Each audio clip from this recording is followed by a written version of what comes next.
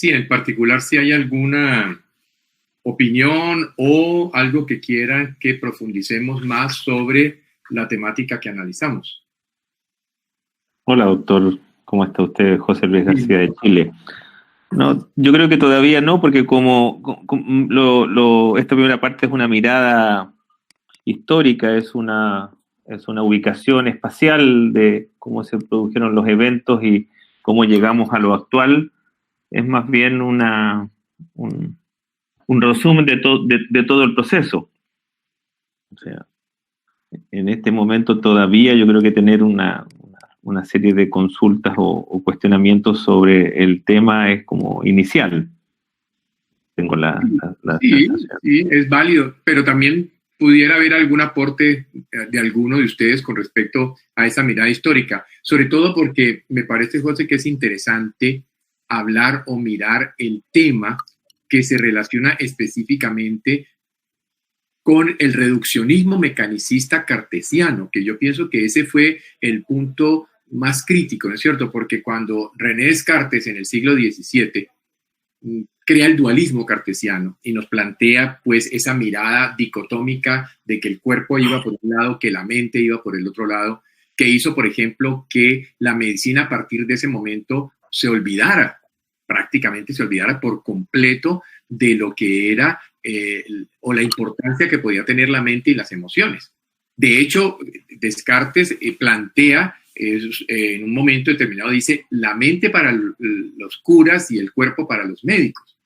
A partir de ese momento es que nace entonces esa mirada totalmente indiferente de la medicina hacia si la mente o las emociones pudieran tener o no alguna influencia. Afortunadamente, con el paso del tiempo, particularmente con el trabajo de la doctora Candace Pert del Instituto Nacional de Salud, que es la que descubre los neuropéptidos y que años después pudimos demostrar que los neuropéptidos que se generan, digamos, por emociones específicas, por la rabia, por la preocupación, por la ansiedad, por la melancolía, lo que sea, podían ser o actuar sobre receptores específicos de los órganos. Porque acuérdate que hoy día hablamos de los patrones moleculares de daño y patrones moleculares. Entonces, esos patrones moleculares, por ejemplo, pueden actuar específicamente sobre un órgano. Y sabemos que los neuropéptidos inducidos por rabia afectan el hígado o los inducidos por miedo afectan el riñón. Pero entonces lo interesante es cuando eso ya lo habían dicho los chinos. Y precisamente al final del día de hoy que tengo como una charla para todos de resumen general de lo visto más algo que no está allí en el material que les he mandado, sería indudablemente comprender entonces la importancia que podría tener para nosotros entender la necesidad de la mirada integral del paciente. Para los años de 1980, con el nacimiento de la psiconeuroinmunoendocrinología, pues entendemos el papel de cómo la mente, las emociones, los pensamientos, los sentimientos, la convivencia biopsicosocial, etcétera, puede afectar al sistema endocrino, al sistema inmune y al sistema nervioso.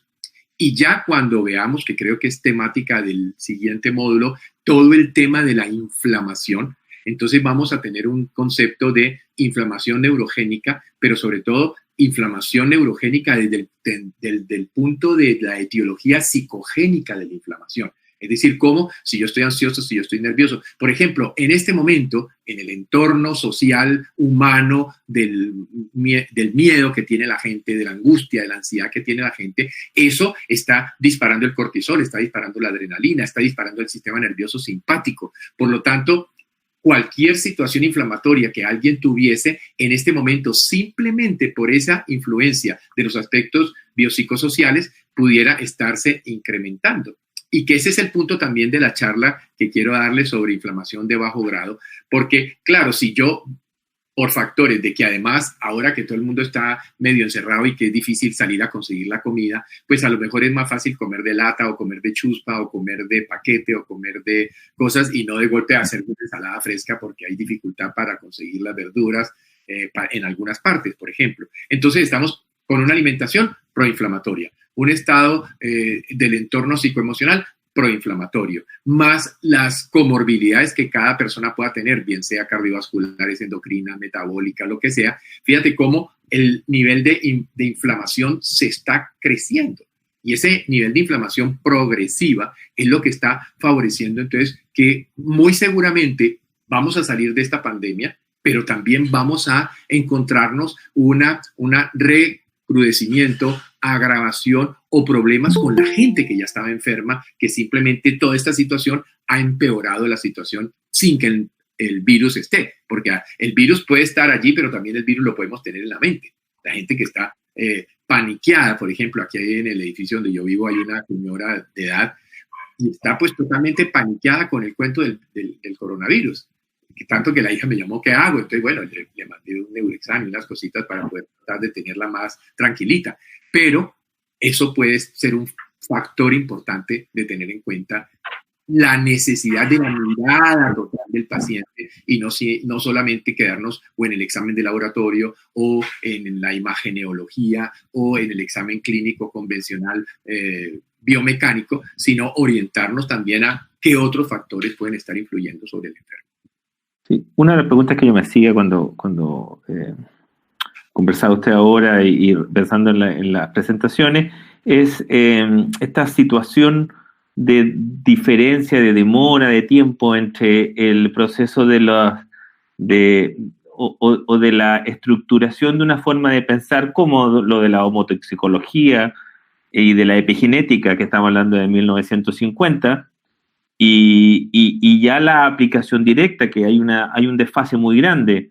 Y la inquietud que me saltaba era cómo ese desfase no es tan grande en otras disciplinas, como usted mencionaba, en la ingeniería, en la economía, en la ecología. Y yo creo que, escuchando lo que usted me decía, no han habido o no se han producido en la medicina grandes complicaciones o grandes temas a nivel mundial que hagan y generen el cambio. Y tal como usted dice, yo creo que este es el cambio, porque ahora sí que está de moda la prevención, sí que está de moda el cuidado personal, sí que está en el ambiente el hecho de tener que mejorar nuestro sistema inmune, el que comemos, el cómo mantenemos el adecuado equilibrio emocional y psicológico en el encierro. Entonces yo creo que este momento es el momento en el cual todas estas cosas de las que usted viene conversando hace muchos años van a tomar mucha fuerza. Y habría que estar preparado. Y yo pienso que también aquí hay un punto importante.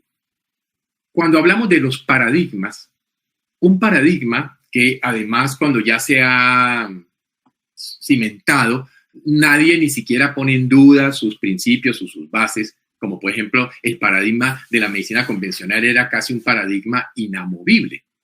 Pero por ejemplo, en este momento hay dos causas por las cuales un paradigma cae, o porque los nuevos descubrimientos nos presenten fundamentos para entender que las bases de este paradigma no son, o que es, por ejemplo, el concepto de medicina integrativa, donde no es que el paradigma de la medicina convencional no nos sirva, simplemente crecen nuevas informaciones que hacen que necesitemos que ese paradigma basado simplemente en la medicalización empiece ahora a recuperar lo que se perdió de la visión preventiva.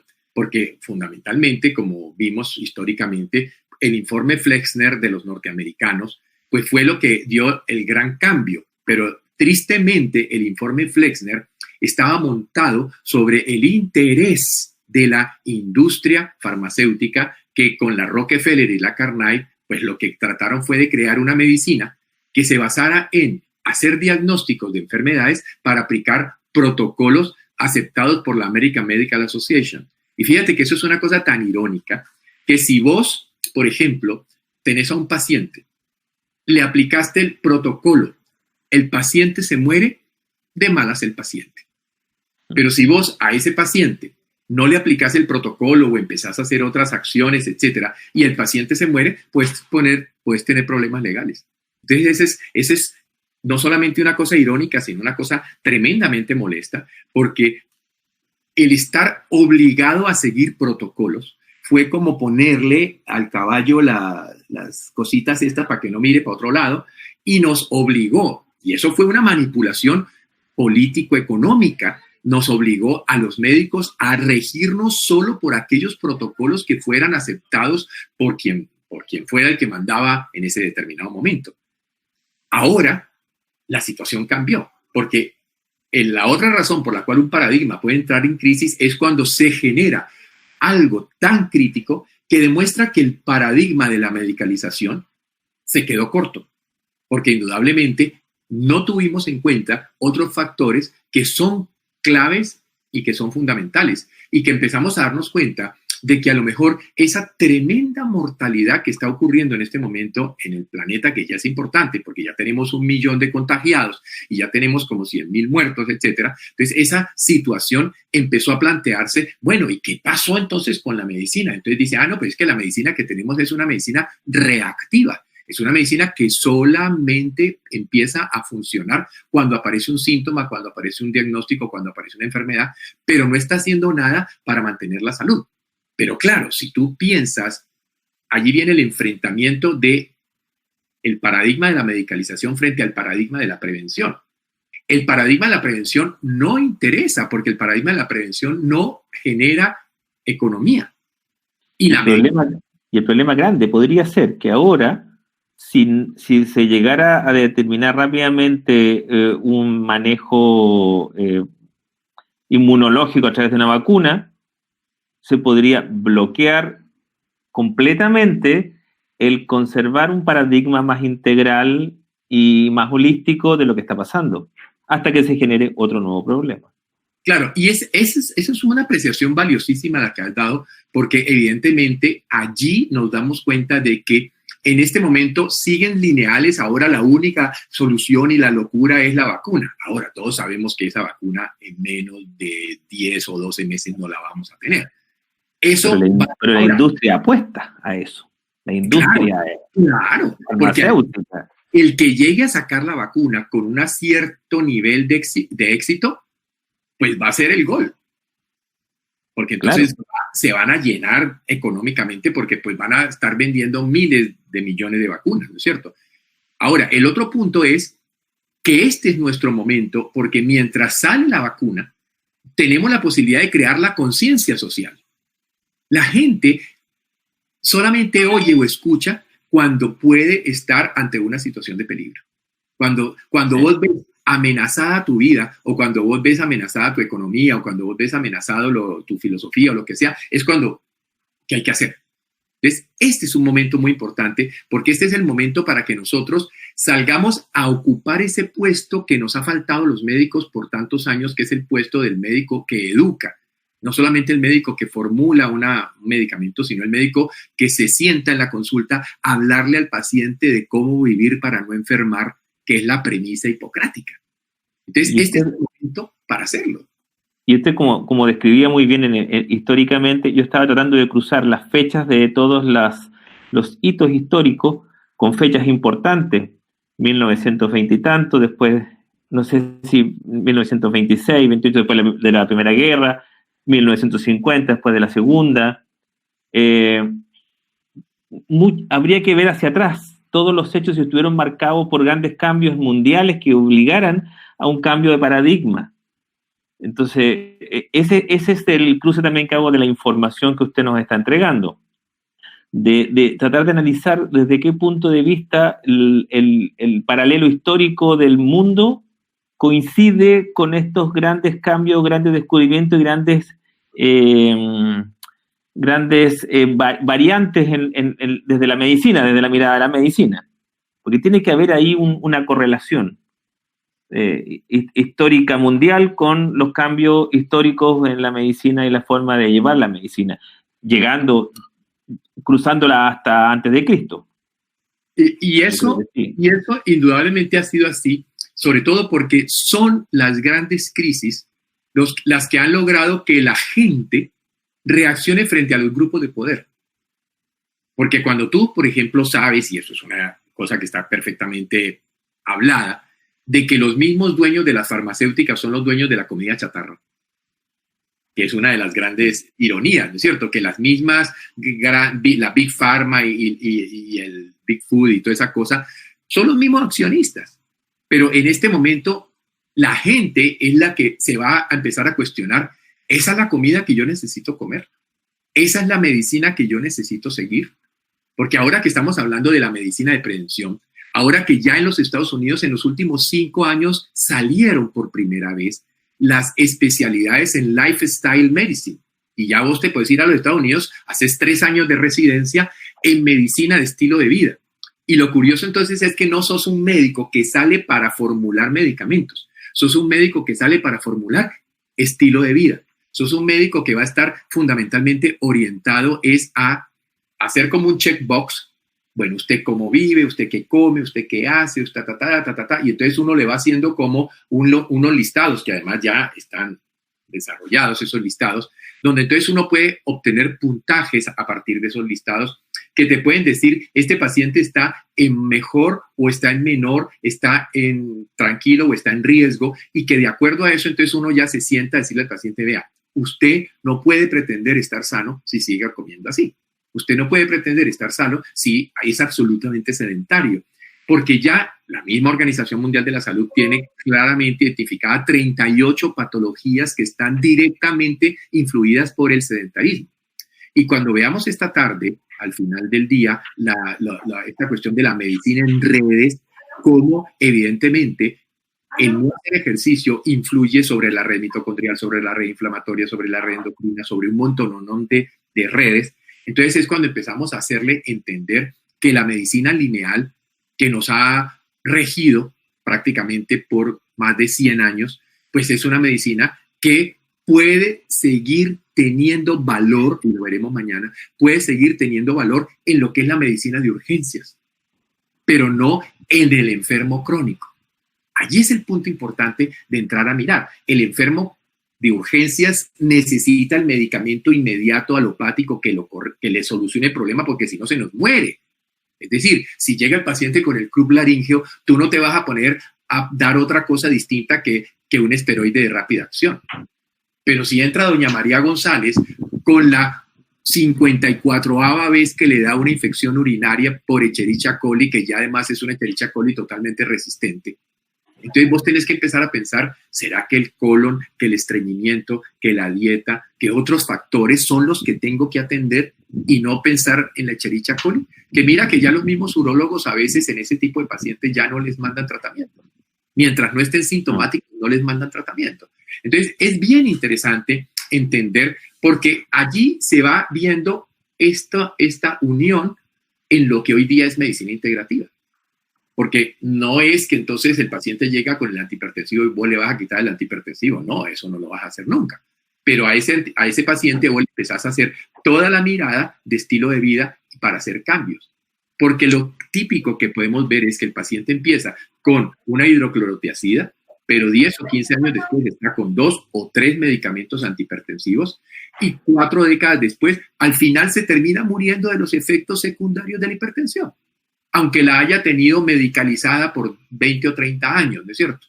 Y para todos es absolutamente cierto que no existe ningún medicamento que cure la hipertensión, solo la controlamos. Entonces allí es donde se necesita obligatoriamente la interacción, porque hay pacientes, como lo hemos podido ver a lo largo de los años, que llegaban medicalizados, que hacían juiciosamente los cambios de estilo de vida, de alimentación, de todas estas cosas, y con el paso del tiempo inclusive se podía disminuir o la dosis o el número de medicamentos que tomaba.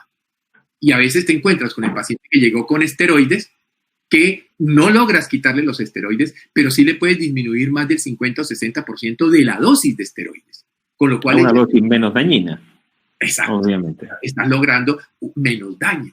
Entonces, ese es como el planteamiento que necesitamos que los médicos, que los estudiantes y que la misma población empiece a entender. Y este es el momento para nosotros aprovechar para dar a conocer todo este concepto de medicina de prevención. Totalmente de acuerdo. Y el tema de, yo soy odontólogo, entonces el tema mirado de la odontología todavía está más lejos aún. Si a los médicos les cuesta entenderlo y escucharlo y asimilarlo, o al mundo de la medicina, donde están los kinesiólogos, los médicos, los enfermeros, todo ese gran grupo, la odontología. Claro, el problema allí es que la odontología prácticamente no es mi terreno, diría el médico. Sí. Y yo me recuerdo cuando estábamos, que ahí todavía tengo el librito que lo quiero mucho, que es el libro de semiología de Suros. Y resulta que cuando nosotros estábamos en sexto semestre, que llegamos a todo el capítulo que tenía que ver con la boca, los dientes y toda esa cosa, el profesor nos dijo, no, esto no lo leen, que esto le toca a los odontólogos. Y yo, ¿qué hice ahí mismo? Conté cuántas hojas menos me tenía que leer y estudiar. Y 20 años después, cuando aprendí odontología neurofocal y todo, fui al libro de Suros a leerme esas hojas que no me había leído en sexto semestre de medicina. Porque me di cuenta que nosotros como médicos somos absolutamente ignorantes de la patología oral. De golpe, ya ahora, lógicamente, la enfermedad periodontal pues se ha podido relacionar con cardiopatías, con enfermedades endocrinas, como el paciente diabético empeora si tiene la boca en mala condición, pero aún todavía no estamos mirando en la misma odontología la mirada de una odontología preventiva.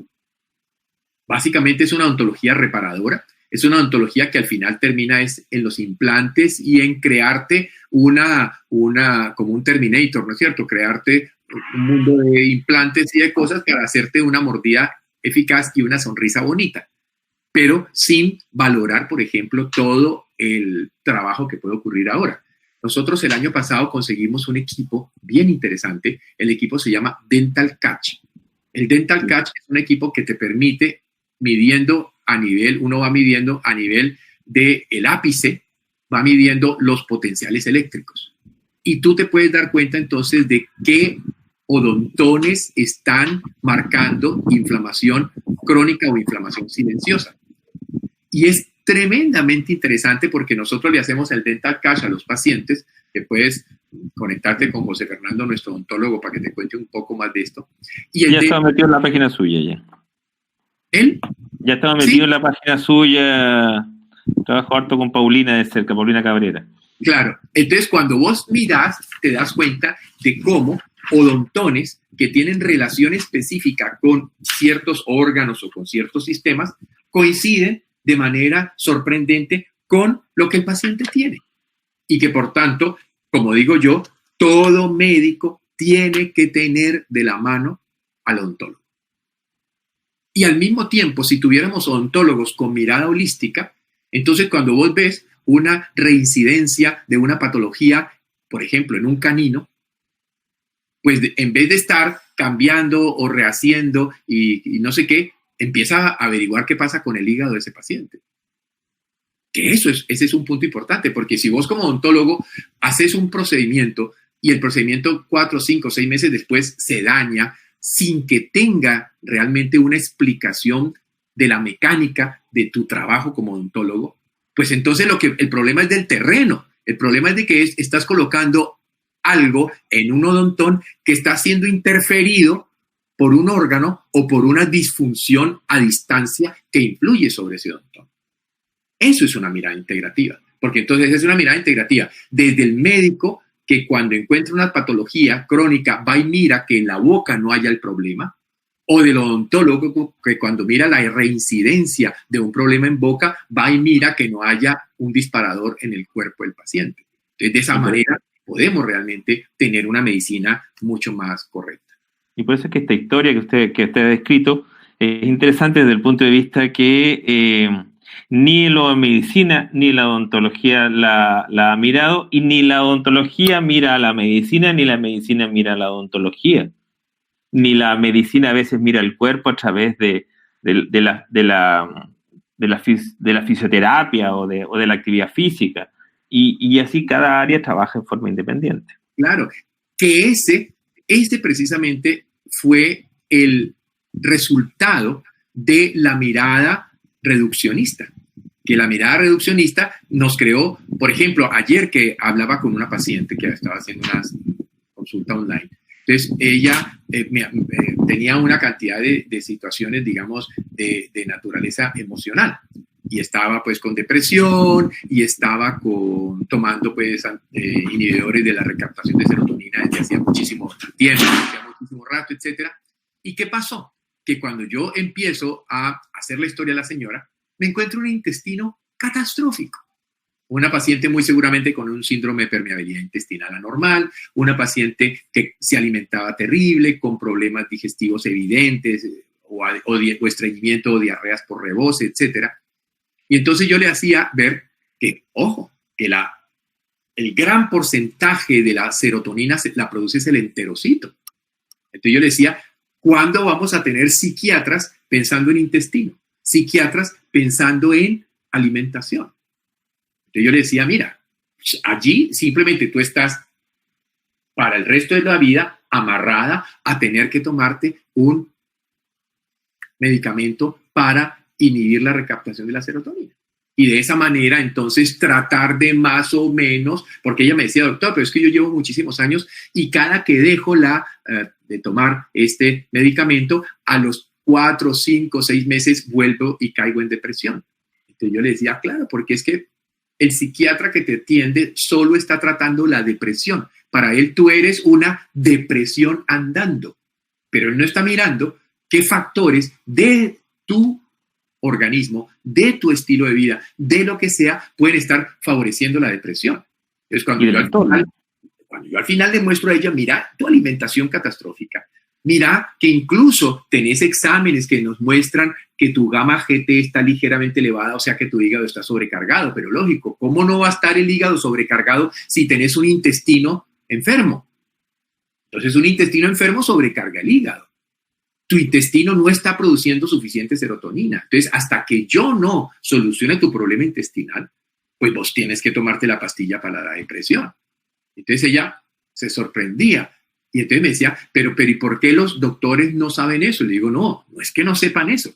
Es que a veces entramos en la posición cómoda de que lo que estoy haciendo me produce el dinero que necesito para vivir y no me intereso en estudiar más. Y entonces yo al final le mandé por internet una serie de artículos. Le dije, aunque son artículos médicos, mira cómo sí se está hablando de Good Brain Axis. O sea que el eje intestino-cerebro está publicado en las revistas. Ahora, que el psiquiatra tuyo simplemente esté muy cómodo mandando fluoxetina, pues bien, eso es una triste realidad.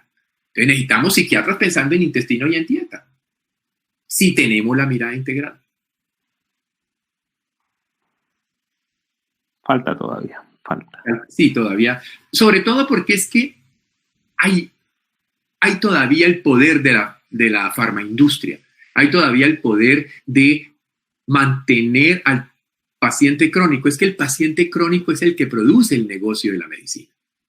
Por lo tanto, una medicina que entra a hablarle al paciente de estilo de vida, una medicina que le dice al paciente, o que sigue la premisa hipocrática de que la función del médico es enseñarle al paciente a cómo vivir para no enfermar, no interesa, porque es una medicina que va en contra de los intereses de la farmaindustria y en contra de los intereses de los grupos de poder a nivel del mundo, que se enriquecen de que la gente esté enferma. Entonces, eso es una tristeza, pero es una realidad terrible, terrible, que no la podemos negar. El que la quiera negar simplemente no está enterado de lo que pasa en el planeta. Realmente, realmente. Bueno, ¿algún otro comentario de algún otro de los colegas?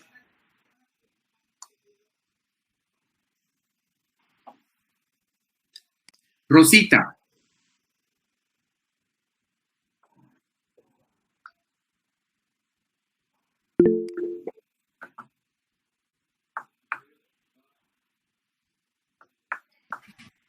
Entonces, lo que propongo que hagamos ahora son ya las 12:10.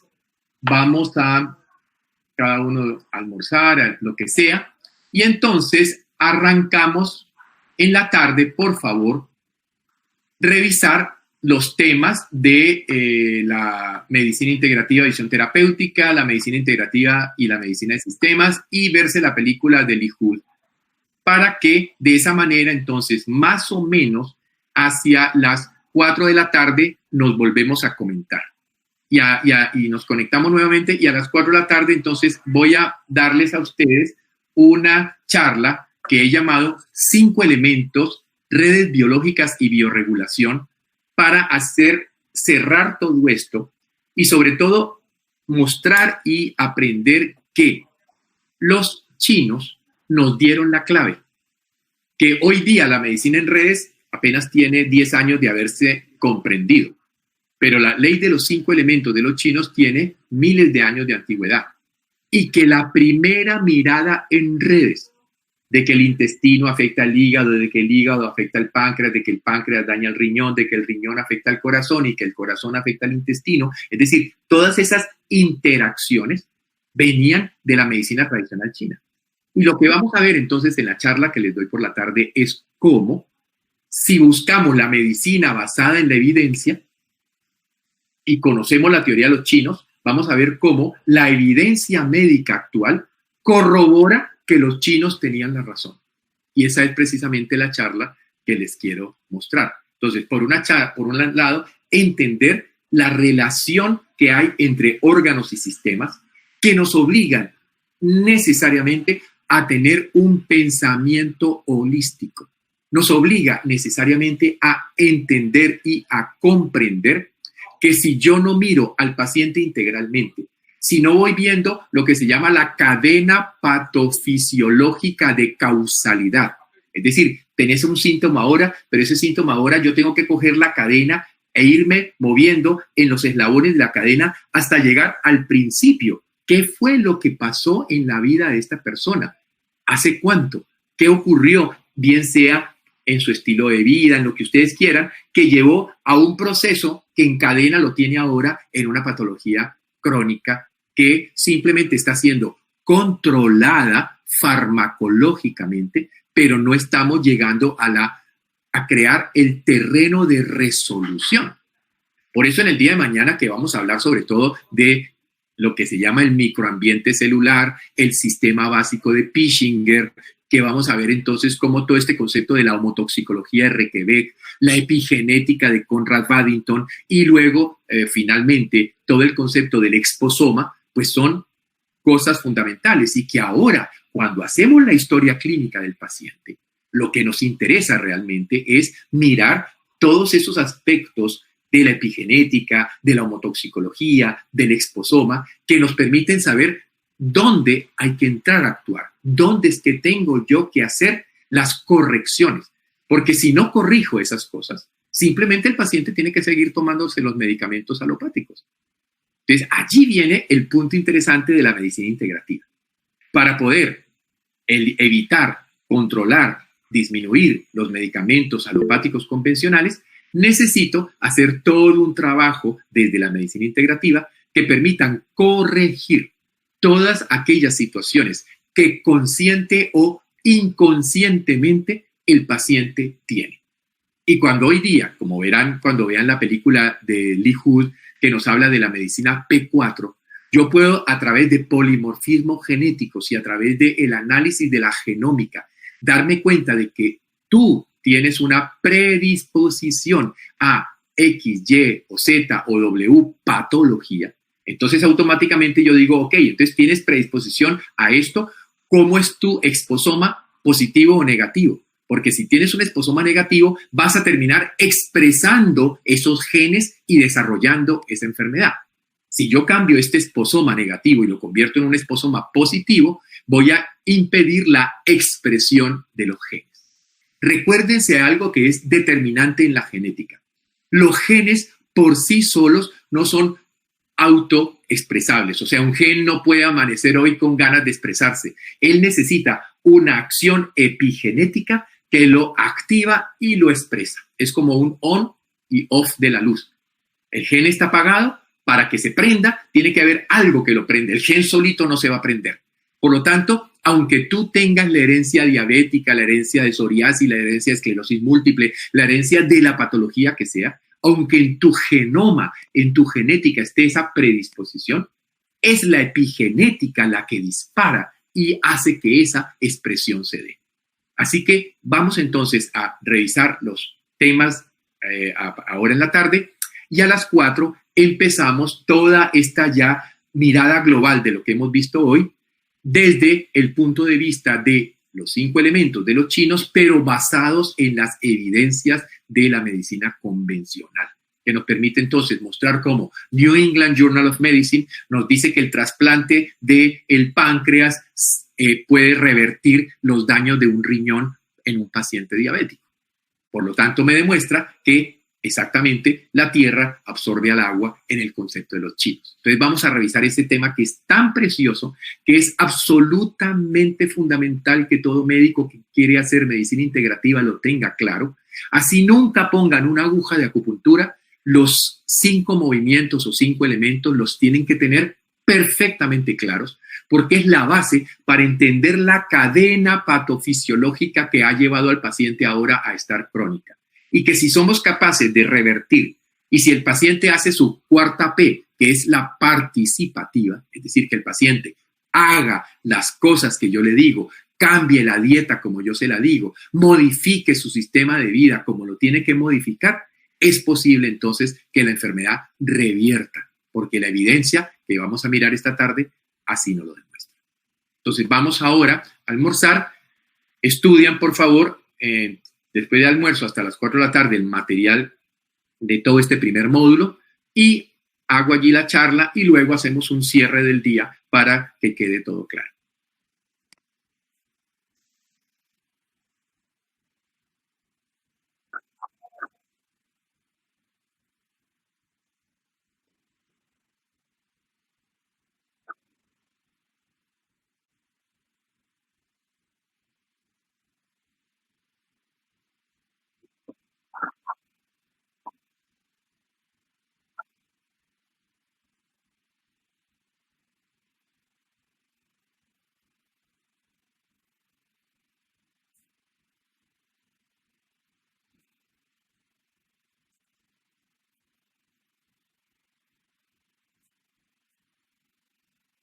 Claro.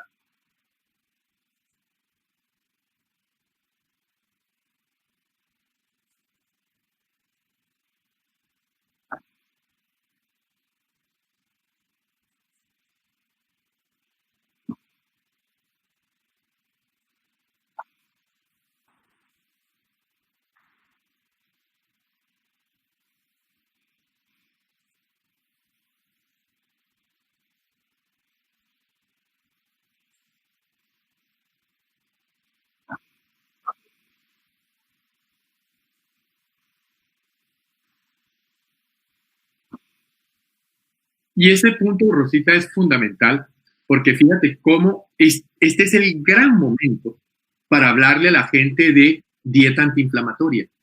Este es el gran momento para hablarle a la gente de cómo me alcalinizo a través de la dieta. Es decir, este es el gran momento para enseñarle cómo realmente, si hago una alimentación correcta, estoy haciendo medicina preventiva. Y así en cualquiera de las distintas ramas de las áreas.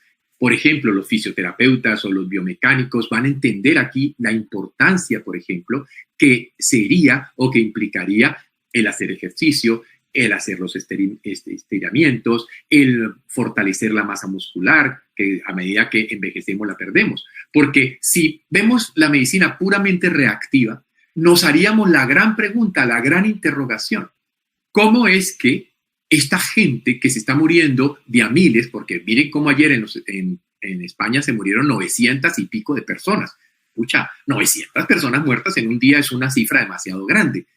En unidades de cuidados intensivos, donde se le estaban aplicando todos los medicamentos que habían aplicarse, donde se le estaba haciendo toda la experticia de los médicos que además en estos días deben haber agrandado de manera importante su experticia en el manejo de pacientes críticos y a pesar de eso se les están muriendo.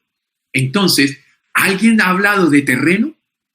¿Alguien se ha preguntado la diferencia entre el terreno de aquel que simplemente hizo una gripita sencilla, como decía el presidente Trump, o aquel que hizo una bronquitis media, o aquel que terminó en unidades de cuidados intensivos y a pesar de todo se murió?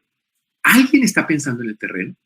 Porque ya estamos viendo protocolos que nos están hablando de vitamina C, que nos están hablando de ozono, que nos están hablando de melatonina, que nos están hablando de una serie de medicamentos y de componentes ortomoleculares nutricionales que entran a ser parte indudable del soporte a este tipo de pacientes. Esto es clave de que lo entendamos. Ahora vamos por primera vez a poder hablar de medicina del terreno. Y estoy seguro que en 6 meses, 8 meses, un año, que entren a hacer todas las análisis de las estadísticas y de todas las cosas, que nos damos cuenta, ya lo hay, de que los que se están muriendo son los que tienen más comorbilidades. Los cardíacos, los diabéticos, los hipertensos, los obesos. Esos son los que se están muriendo. Porque esos son los que tienen un terreno de low grade inflammation, un terreno de inflamación mínima persistente de bajo grado. Y ahora es el momento, llevamos nosotros años, 5 años hablando de inflamación mínima persistente de bajo grado y oyen las charlas y las aplauden. ¿La ponen en práctica? Muy poco. Este es el momento y la circunstancia que está ocurriendo ahora. Creo que, como dicen en todos, que una cosa va a ser antes del coronavirus y otra cosa después del coronavirus. No solamente en la economía y en la sociedad, en la medicina. Y aquí es el momento para que la medicina integrativa y las medicinas biológicas realmente digan, lo estábamos advirtiendo, lo estábamos diciendo. Y además, Rosita, si tenemos claro de que este no es el último virus, esta no es la última pandemia. Mira lo que ha pasado en los últimos 5 o 6 años. Desde que apareció el H1N1, haz cuenta cuántas pandemias, cuántas ha habido. Cuántas, no pandemias, epidemias. Pero claro, como eso era por allá por China, y de golpe pues de 1.500.000, o sea, ese montonón de gente, pues si se morían 10.000 o 20.000 chinos, eso no preocupaba. Pero cuando ahora resulta que son 1 millón de enfermos en el planeta y hay las muertes que hay en el planeta, ahora sí todo el mundo se preocupó. Y acordémonos, viene otro virus, porque los virus son mutantes y por lo tanto ya van a haber versión 2 y versión 3 y versión 4 y posiblemente salimos de esta y en 1 año o 2 años vamos a tener otra pandemia que si la humanidad no está preparada, cada vez nos va ganando terreno. Porque así como las bacterias aprendieron a defenderse de los antibióticos y crearon resistencia a los antibióticos, los virus, que bien sabemos es una cosa extraña porque ni siquiera es un ser vivo, pero que tiene la capacidad de hacer lo que hace y que tiene la capacidad de hacer las mutaciones que hacen los virus, pues no sabemos a dónde puede ser el futuro a menos de que tomemos las acciones correctivas hacia una medicina integral.